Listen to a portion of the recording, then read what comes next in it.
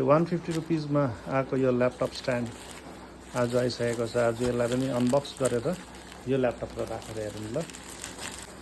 150 रुपिसमा त एमाजोनमा 300 समथिङ पुरा महँगो भन्दै थियो क्या।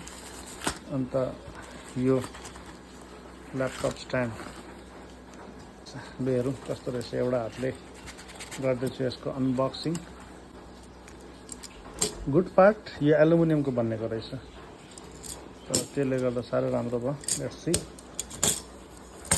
ओके, खोल्दाखेरि यस्तो रहेछ, सजिलो रहेछ। यस्तो पाराले आएको रहेछ हैन।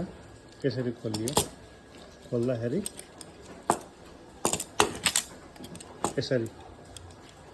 यसरी खोलिँदो रहेछ।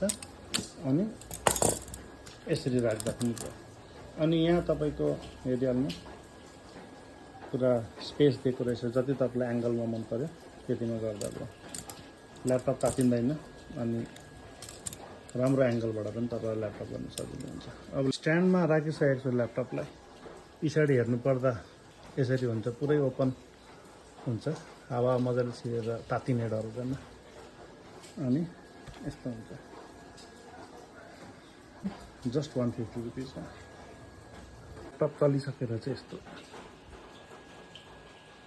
यस्तो पाराले छ। धेरै इजी र राम्रो दाममा पाउने यो प्रडक्ट हो।